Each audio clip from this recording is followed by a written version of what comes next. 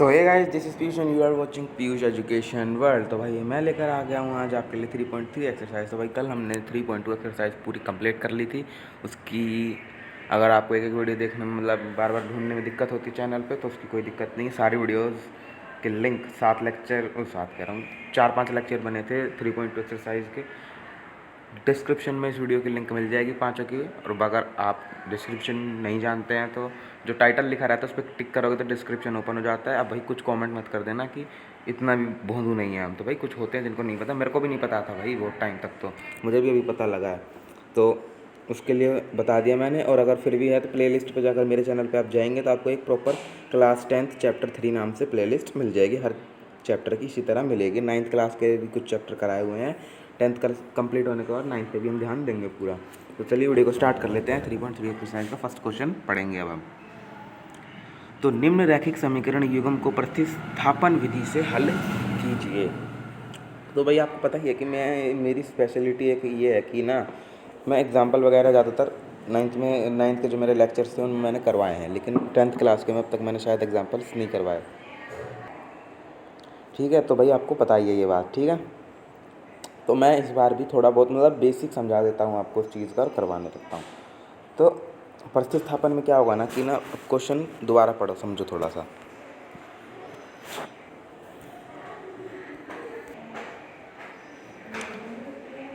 ओहो, ठीक है। तो क्वेश्चन ने क्या कहा, निम्न रैखिक समीकरण, जो ये हमें रैखिक समीकरण दिए हुए हैं 6, और मैं आपको बता देता हूँ कि इसी वीडियो के अंदर हम 6 के 6 पार्ट करेंगे। और आने वाली जो वीडियोस होंगी, जो कि शायद मेरा मन कर रहा है कि आज ही 3.3 कंप्लीट करा दूँ। 3 क्वेश्चन है, ज़्यादा नहीं है, 50-1 मिनट में हो जाएंगे। लेकिन इस वीडियो में सिर्फ फर्स्ट क्वेश्चन, अगली में सिर्फ सेकंड, वो तो 6-7 मिनट की बनेगी। और थर्ड वीडियो में इसके थर्ड क्वेश्चन रहेगा, वो भी थोड़ी इस टाइप की ही रहेगी, जितनी बड़ी है करीब करीब उतनी, उससे थोड़ी छोटी रहेगी बस।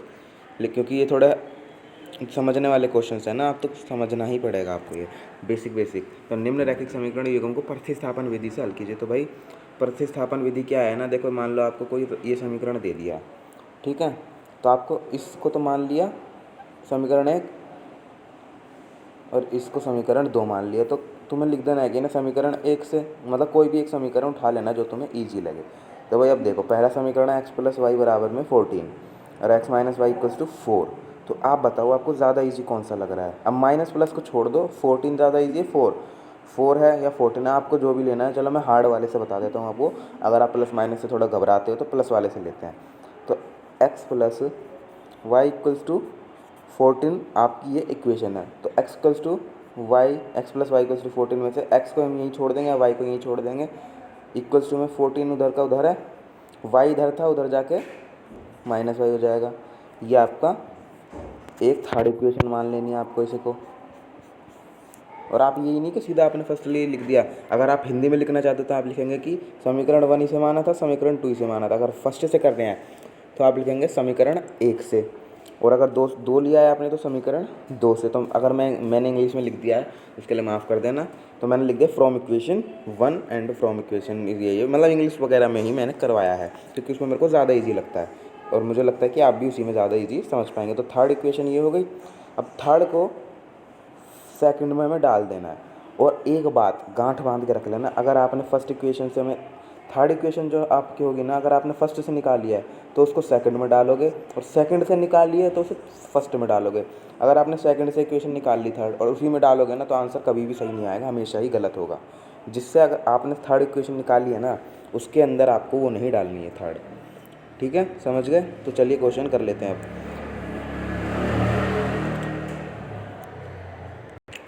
तो भाई चलो, फर्स्ट क्वेश्चन है हमारा। फर्स्ट क्वेश्चन की मैं जैसे कि मैंने बताया, फर्स्ट इसे मान लिया हमने, सेकंड इसको मान लिया। ठीक है, तो मैंने लिख रखा है इधर फ्रॉम इक्वेशन 1, यानी समीकरण 1 से आपको लिख लेना है अगर आप हिंदी में लिखना चाहते हैं तो। वरना अगर आप हिंदी मीडियम में हैं और एक पेपर दे रहे हैं और हिंदी माध्यम ही चूज़ किया है आपने करने के लिए, अगर आप ये लिख देंगे तो भी कोई गलत नहीं होने वाला है आपका। ठीक है, उसके बाद में फर्स्ट इक्वेशन क्या आती है हमारी, x + y = 14। तो जैसे कि मैंने आपको ऊपर बता दिया है, तो x = में 14 का 14, y इधर प्लस का था, उधर जाकर माइनस, थर्ड इक्वेशन हमारी ये बन गई। ठीक है, थर्ड इक्वेशन ये बन गई। तो मैंने यहाँ लिख दिया क्या है, पुट इक्वेशन 3 इन इक्वेशन 1, अब सॉरी 2, क्योंकि मैंने अभी आपको बताया कि अगर आप, मैंने फर्स्ट से निकाला है हार्ड लेके थोड़ा, तो मैंने आपको बता दिया था कि अगर आपने फर्स्ट से लिया है तो सेकंड में फर्स्ट में नहीं डालोगे। तो मैंने इसे लिखा है कि पुट इक्वेशन 3 इन इक्वेशन 2, समझ गए। तो अगर आपको हिंदी में लिखना है तो आप लिख देना कि ये जो आपने 3 माना है ना इसे, ये समीकरण हो गया, तो लिख देना आपकी समीकरण 3 को समीकरण 2 में रखने पर या डालने पर, जो भी आपको अच्छा लगे आप लिख सकते हैं बात। तो x, तो सेकंड इक्वेशन देखो आपकी क्या थी, x minus y equals to 4, ठीक है।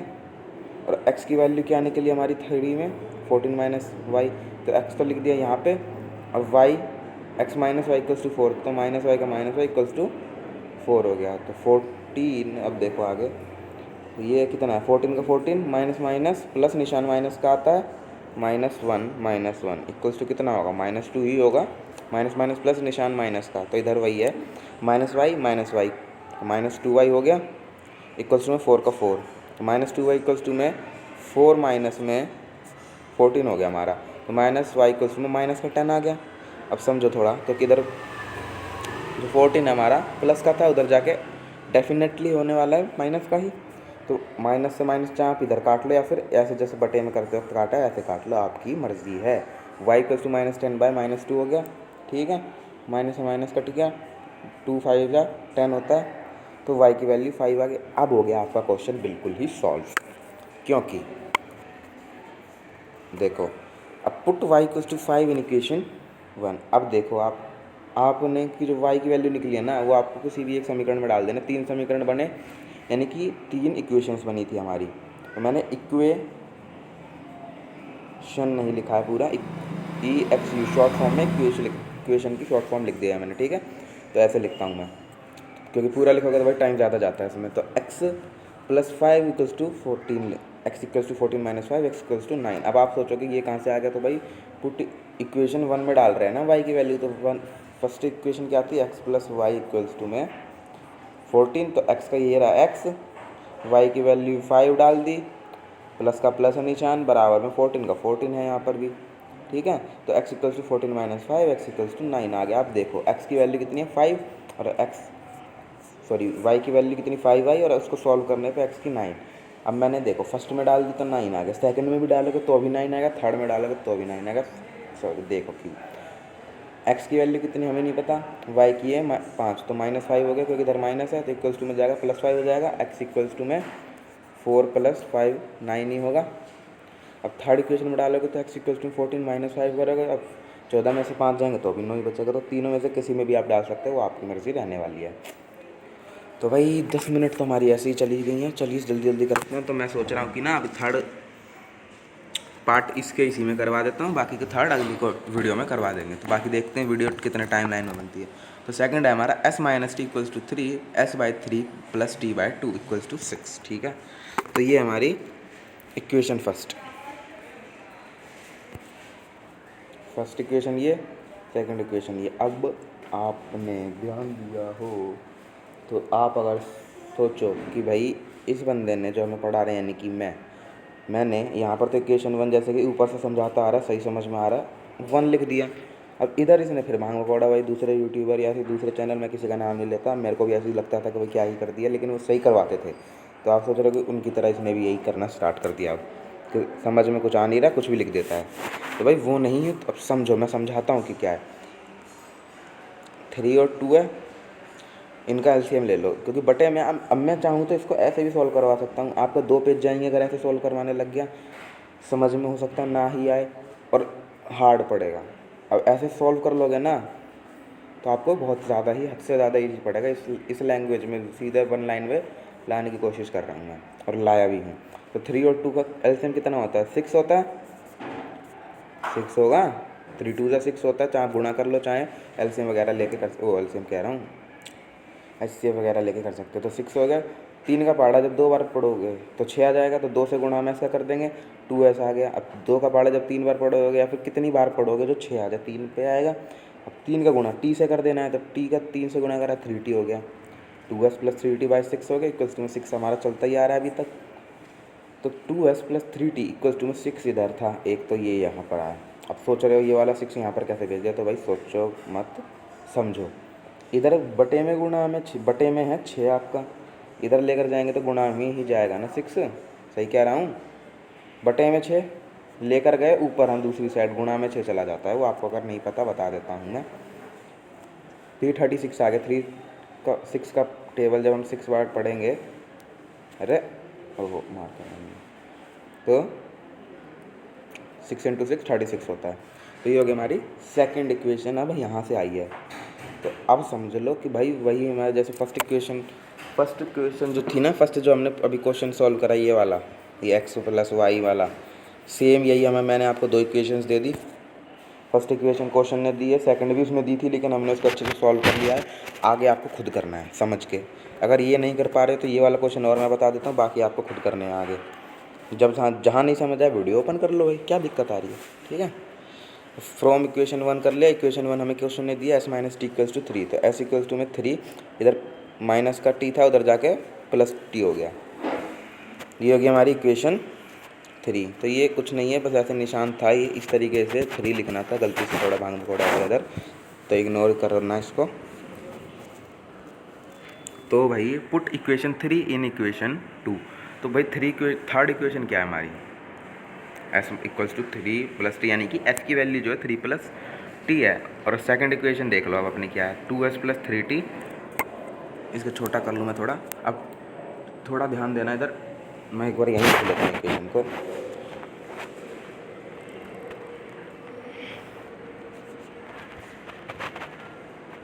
To S plus 3t equals to 36, ये हमारी सेकंड इक्वेशन आई है। थोड़ा 6 नहीं लिखा जा रहा, स्क्रीन आउट ऑफ स्क्रीन हो रहा है वो मेरे फ़ोन पे, तो इसमें थोड़ा 3 लिखा है बस, ठीक है। तो थोड़ा एडजस्ट कर लेना। पुट इक्वेशन 3 इन इक्वेशन 2 था। तो सेकंड इक्वेशन हमारी 2s, तो 2 और s का गुणा हो रहा है यहाँ पर, ये s का जो है ना 2 जो है s का गुणांक है, जैसा कि आपको पता ही होनी चाहिए ये वाली बात, ठीक है, आपको पता ही होगी ये बात। तो 2 लिख दिया हमने सीधा का सीधा। s की वैल्यू कितनी निकली, 3 प्लस t, जो कि यहाँ पर है, प्लस में 3t था इक्वेशन में, तो 3t लिख दिया, 36 था, 36 लिख दिया। बस आपको इतना ही चेंज करना था, इतना भी क्या, 3 प्लस t लगा देना था इसकी जगह पे, बस इतना ही चेंज था।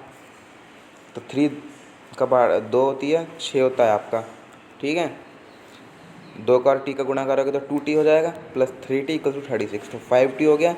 अब उधर बराबर में तो 36 था ही, इधर प्लस का 6, उधर जाकर माइनस 6 हो जाएगा, बराबर में 30 आ गया। तो t बराबर में आपका आ गया 30 बटे में 5 बराबर 6। अब थोड़ा जल्दी जल्दी करवा दिया हो तो माफ़ करना, मैं दोबारा बता देता हूँ। 5t इक्वल टू में 30 था, ठीक है। तो आपको ये समझ में आ गया होगा कि 30 बच गया हमारा, ठीक है। तो यहाँ पर आप एक चाहो तो इधर ये बीच में एक स्टेप और लिख सकते थे कि 5t इक्वल्स टू 30, यहाँ पर ये इक्वल्स टू सीधा ना लिख के नीचे लिख सकते थे आप, मैंने सीधा लिख दिया, ठीक है। तो t इक्वल्स टू में कितना आ गया आपका, 30 बटे में 5। अब कैसे आया वो समझ लो, इधर बट गुणा में हम कितनी बार बोलूँ, दूसरी साइड जाएगा तो बटे में हो जाएगा, पहले ही बता चुका हूँ। अगर इधर इस साइड में बटे में था तो उधर जाके क्या हो रहा था, गुणा हो रहा था। अब इधर गुणा में है तो एक सेकंड लो, अब इस साइड ये इक्वल्स टू का साइन है, इस साइड में है गुणा में, तो इस साइड जाके बटे में होगा। और अगर उल्टा हो जाए, इस साइड बटे में रहे जैसे कि ऊपर बताया, तो इस साइड गुणा में हो जाएगा, ठीक है। तो t इक्वल्स टू 6 हो गया। Put t equals to 6 in equation 1। अब कर देते हैं, 1 में डालो 2 में डालो, मैं हर बार 1 में ही डाला हर एक क्वेश्चन में, 6 के 6 पार्ट में मैंने 1 में डाली है, तो आप किसी में भी डाल सकते हो। फर्स्ट इक्वेशन थी हमारी s minus t equals to 3, जैसे कि आपको स्क्रीन पर दिख रहा है। t की वैल्यू 6 है, इधर माइनस है तो माइनस ही लगेगा, ठीक है। तो s minus t 6 equals to 3, s equals to 3 plus 6, s equals to 9 आ गया आपका आंसर। तो that is answer of your question of first part second. 15 minute 14:36, okay. चलो थर्ड क्वेश्चन कर लेते हैं। थर्ड है, बहुत ईजी है हमारा third. 3x minus y equals to 3, 9x minus 3y equals to 9। सबसे ईजी क्वेश्चन यही है, देखो इतना सा है, बस इतना सा, दैट्स इट। और ये जो आपको ये दिख रहा है ना, तो यहाँ पर मैं क्वेश्चन वाला वो पेज डालना भूल गया था, तो बस वही ये नहीं है, ये फोर्थ पार्ट है ये। तो इतना सा आपका थर्ड है। थर्ड क्वेश्चन कर लेते हैं। तो 3x minus y equals to 3, first equation मान ली 9x minus 3y equals to 9, second equation मान ली फ्रॉम इक्वेशन 1 कर दो, 3x minus y equals to 3 है फर्स्ट इक्वेशन, ठीक है, ये आपकी इक्वेशन है। तो फ्रॉम इक्वेशन 1 एक और बार बता देता हूँ भाई, समीकरण 1 से आपको लिख देना है, और समीकरण पूरा लिखने की ज़रूरत नहीं है, सा लगाया, माँ लगाया, ई की मात्रा लगाई, और ऐसे एक छोटा सा गोला सा बना दो समीकरण, बस इतना लिख दो शॉर्ट फॉर्म में, जैसे कि मैं इक्वेशन का EXU लिख देता हूँ, ठीक है। तो ये हो गया आपकी first equation. 3x equals to में 3 था प्लस का, माइनस वाई इधर था तो उधर जाके प्लस हो गया। तो x इक्वल्स टू में अभी ऊपर ही बताया, अगर इधर गुणा में तो इधर जाके भाग में, सीधी सीधी बात है एकदम। थर्ड इक्वेशन आ गई, अब थर्ड इक्वेशन को फर्स्ट सेकंड में डाल दो। अब यहाँ पर एक ट्विस्ट आ जाएगा, बस इतना सा क्वेश्चन बचा है आपका, ट्विस्ट है आगे चल के एक। तो थर्ड इक्वेशन को जब हम सेकंड इक्वेशन में डालेंगे, तो सेकंड इक्वेशन देख लो, पहले 9x थी, यानी कि 9 गुणांक है, और x की वैल्यू में ये डाल देनी है, जो ये यहाँ पर ये है हमारी लिखी हुई। तो 9 यहाँ पर मैंने देखो सीधा सीधा लिख दिया, x की वैल्यू हमारी 3 प्लस वाई बटे में 3 थी, माइनस में 3y इक्वल्स टू 9, ये हमारी नॉर्मल इक्वेशन हमने लिख दी। तो अब इधर से 3 से 9 काट दिया तो 3 बचा, 3 का जब 3 से गुणा करेंगे तो 3 से गुणा करेंगे तो 9 आ गया, 3 का y से गुणा करा, प्लस का निशान है, प्लस का 3y आ गया, जैसे कि आपको यहाँ दिख रहा है, काट देता हूँ, बटे का 3 तो बचा नहीं, माइनस 3y का 3y बराबर 9। अब आप सोच रहे भाई 3y से तो 3y कट गया, वैल्यू तो निकली नहीं, कट गया, सही है एकदम, कोई दिक्कत नहीं, 9 इक्वल्स टू 9 है। तो भाई देखो पिछली जो वीडियोस थी ना, जिनकी लिंक मैंने आपको स्टार्टिंग में बता दी कि डिस्क्रिप्शन में मिल जाएगी, उनको अगर आपने नहीं देखा तो फिर आपको ये शायद समझ में ना आया हो। अगर आपने और कहीं से करके भी करा हो तो शायद आपको आ जाए कि A1 वाली और B1 वाली जो चार्ट समझाई है उसी के अंदर है। इस युग्म का कोई अद्वितीय हल नहीं है, यानी कि ये कोई प्रतिच्छेदी करती रेखाएं नहीं है। अब आप सोच लो कि ना ये बराबर आ रही है, 9 इक्वल्स टू 9 है, दोनों बराबर हैं, यानी कि पीछे दिया होगा कि इसके अपरिमित रूप से अनेक हल है, तो यानी कि वही बात है, इसका कोई हल नहीं है। आप यहाँ पर नीचे एक लाइन लिख सकते हो कि आप यहाँ पर मतलब क्या लिख सकते हो कि इस युग्म का कोई अद्वितीय हल नहीं है, परंतु इस युग्म के अपरिमित रूप से अनेक हल हैं, ये लिख सकते हो आप लाइन चाहो तो। वरना अगर आप ये वाली लाइन भी लिख दो ना मेरी वाली, तो कोई दिक्कत वाली बात नहीं होने वाली। तो चलिए वीडियो देखते, 17 मिनट की हो गई, तो चलिए भाई, अगर वीडियो देख के मज़ा आया तो प्लीज़ वीडियो को लाइक कर देना, चैनल को सब्सक्राइब कर देना। मिलते हैं अगली वीडियो में, थैंक्स फॉर वॉचिंग।